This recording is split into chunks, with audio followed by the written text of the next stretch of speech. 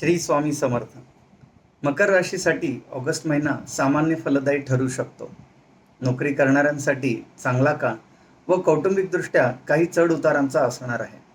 तसेच हा महिना तुमच्यासाठी काही बदल घेऊन येत आहे. पण या महिन्यात काही गोष्टींकडे केलेले दुर्लक्ष मोठे नुकसान करू शकते. तुमची आर्थिक स्थिती, नोकरी, व्यवसाय आणि आरोग्याच्या बाबतीत नेमके काय घडणार आणि कोणत्या गोष्टींपासून सावध राहणे आवश्यक आहे, हे सर्व आपण आज पाहणार आहोत. म्हणून हा व्हिडिओ शेवटपर्यंत नक्की पहा, कारण शेवटी मी काही सोपे आणि प्रभावी उपायही सांगणार आहे, जे केल्याने तुमच्या समस्या दूर होण्यास व तुम्हाला या महिन्यात दैवी साथ मिळण्यास मदत होईल. आणखी एक महत्त्वाची बाब, इथे दिलेली माहिती फलादेश हा तुमच्या चंद्र राशीवरून सांगितलेला आहे, परंतु तुमच्या वैयक्तिक कुंडलीतील ग्रहस्थिती, ग्रहयोग, महादशा, तुमची लग्न राशी यानुसार फलादेशात मोठा फरक पडू शकतो. तुम्हाला वेगळ्या परिस्थितीला सामोरे जावे लागू शकते. वैयक्तिक कुंडलीवरून मार्गदर्शनासाठी तुम्ही स्क्रीनवर दिलेल्या व्हॉट्सॲप नंबरवर मेसेज करू शकता. चला तर मग सर्वात आधी पाहूयात या महिन्याची मुख्य ग्रहस्थिती. सूर्यदेव महिन्याच्या सुरुवातीला कर्क राशीत असतील आणि 17 ऑगस्ट रोजी ते स्वतःच्या सिंह राशीत म्हणजे तुमच्या अष्टम स्थानात प्रवेश करतील, जिथे आधीच केतूही आहे. मंगळ 2 ऑगस्टला मिथुन राशीत म्हणजे तुमच्या षष्ठ स्थानात प्रवेश करेल, त्यामुळे वैवाहिक जीवनात थोडी काळजी घ्यायला हवी. बुध पूर्ण ताकदीने 5 ऑगस्ट रोजी कर्क राशीत व नंतर 22 ऑगस्ट रोजी सिंह राशीत म्हणजे तुमच्या अष्टम स्थानात प्रवेश करेल, जिथे आधीच सूर्य व केतू आहेत. गुरुग्रह त्याच्या उच्च राशीत असतील. शुक्र 1 ऑगस्टलाच कन्या राशीत म्हणजे तुमच्या भाग्यस्थानात प्रवेश करेल. शनी महाराज मीन राशीत तुमच्या तृतीय स्थानात वक्री स्थितीत असतील. आत्तापर्यंत सांगितलेल्या ग्रहस्थितीचे परिणाम आपण सविस्तर पाहणारच आहोत, पण एकंदरीतच ग्रहस्थिती उत्तम फळ देणारी आहे.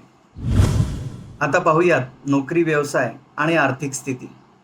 करिअरच्या दृष्टीने हा महिना तुमच्यासाठी चांगला असेल. 10व्या घराचा स्वामी शुक्र महिनाभर 9व्या घरात राहील. या व्यतिरिक्त 6व्या घराचा स्वामी बुध महिन्याच्या सुरुवातीला मंगळासोबत 6व्या घरात असेल. यामुळे कामाच्या ठिकाणी बदली होऊ शकते. ही बदली तुमच्यासाठी अनुकूल किंवा इच्छित असू शकते. ऑफिसमधील वातावरण सकारात्मक असेल व मॅनेजमेंटकडूनही उत्तम सपोर्ट मिळेल, ज्यामुळे तुम्ही तुमचे काम पूर्ण कार्यक्षमतेने करू शकाल. व्यवसाय करणाऱ्यांसाठी हा महिना अत्यंत फायदेशीर ठरेल. महिन्याच्या सुरुवातीपासून गुरु आणि सूर्य तुमच्या 7व्या घरात असतील आणि ते 5 ते 22 तारखेपर्यंत बुध देखील तिथेच असेल. यामुळे व्यवसायात मोठे यश मिळवण्याच्या संधी निर्माण होतील.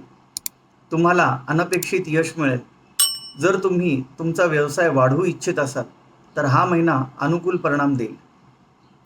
आर्थिक स्थितीबद्दल बोलायचे तर तुम्हाला तुमच्या खर्चाकडे विशेष लक्ष द्यावे लागेल. तुमचे उत्पन्न सातत्याने वाढणार असले तरी महिन्याच्या सुरुवातीला मंगळ आणि बुध 6व्या घरात असतील. ते 12व्या घरावर दृष्टी टाकत असतील. तसेच वक्री शनीसुद्धा 12व्या घरावर दृष्टी टाकत आहे, ज्यामुळे खर्च वाढेल. शनीची 10व्या घरावरील दृष्टी, वक्रदृष्टी सूचित करते की तुम्हाला तुमच्या खर्चावर अधिक कठोरपणे नियंत्रण ठेवण्यावर लक्ष केंद्रित करणे आवश्यक आहे. व्यावसायिकांना अनपेक्षित नफा मिळू शकतो. परदेश प्रवास आणि अनपेक्षित प्रवासांवर पैसे खर्च होण्याची शक्यता आहे. आता पाहूयात आरोग्य. आरोग्याच्या दृष्टीने तुम्हाला तुमच्या आळसावर मात करावी लागेल, अन्यथा समस्या वाढू शकतात.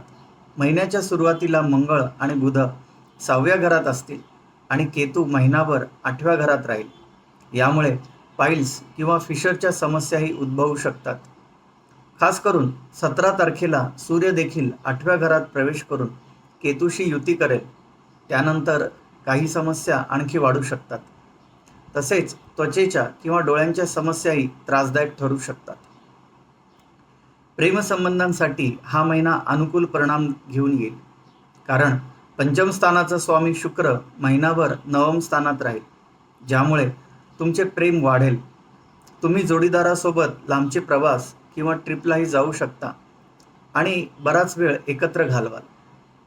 तरीही वक्री शनीची 3ऱ्या स्थानातून 5म स्थानावर दृष्टी असेल, ज्यामुळे तुम्हाला तुमच्या प्रिय व्यक्तीसोबत तुमच्या भावना व्यक्त करण्यासाठी अधिक प्रयत्न करावे लागतील.